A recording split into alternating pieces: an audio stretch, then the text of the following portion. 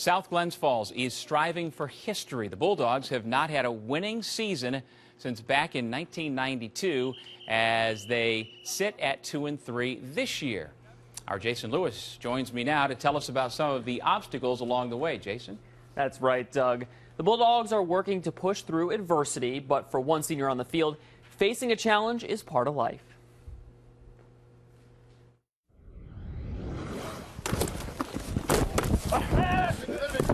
Defensive lineman Mike Higgins is on a tear for South High. Close, Turkey. He's already racked up 46 tackles, 3 sacks, and a defensive touchdown.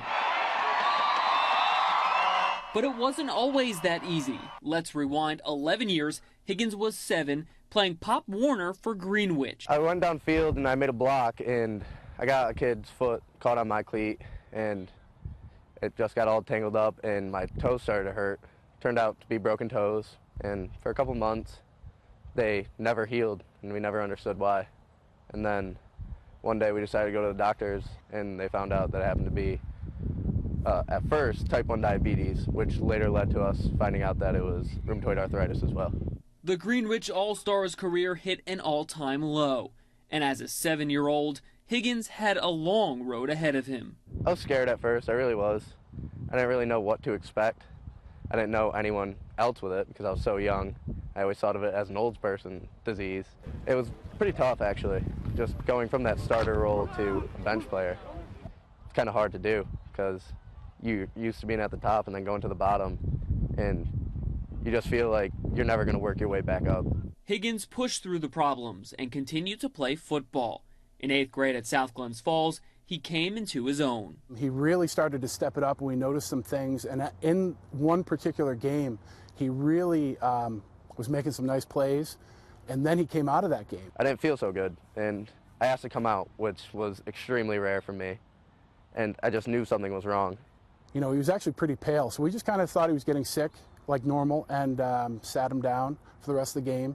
And then I believe it was that night that, you know, his medical incident happened. Higgins suffered internal bleeding from an undiscovered ulcer, a rare side effect from his arthritis medication, landing him in the Albany Med ICU for 18 days. At that point, I was just working my way up, and I would say like in the middle. I was working my way back up and just got knocked straight back down. And it felt like I had to start all over again. And it was hard. We decided to sit the team down and just really fill them in on the seriousness of the situation, and the reaction was pretty interesting, and it wasn't one of so much of fear, but they just said, hey, we're going to do this for Michael. I really had a lot of support. My team rallied behind me. They made stickers for me, and they came and saw me about every day and really kept my spirits up, and I realized I had to keep going for them. After about a month, Higgins felt well enough to leave the hospital. While most people would have hung up the pads right there, he fought to get right back into the game. It really was the one thing that kept me going. It's always been my passion, and I knew I had to work hard. Then in 10th grade, he got another chance to shine. We had 2 kids who were above me on the depth chart move, and I realized that I really had to step it up to fill that starter role. And I got into the weight room, I ran, I did everything I could to become a starter. And after that, everything just really played out for me. Now in his senior year, the 3-year starter has stepped up as a leader. Nice catch, Johnny! And there's no question, Higgins' hard work is paying off. Watching the way that he plays the game and you know, having to command double teams and being able to you know, single-handedly take on 3 or 4 blockers, and then you have to stop for a second and say, okay, you know, 5 years ago, where was he?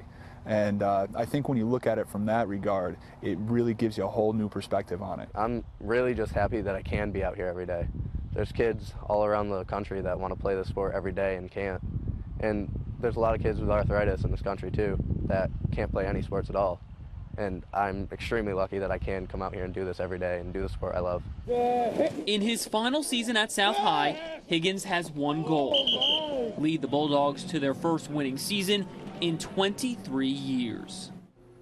And he actually isn't just an inspiration to people in the area. He's actually a youth advocate for the Arthritis Foundation. He's actually spoke in Congress to try to get a bill passed to encourage kids to go into becoming pediatric rheumatologists, which is interesting. Well, as a person who is from a family that has type 1 diabetes in it, I certainly appreciate what Mike and his whole family, his mom and dad, everybody's had to go through just to get over that hurdle.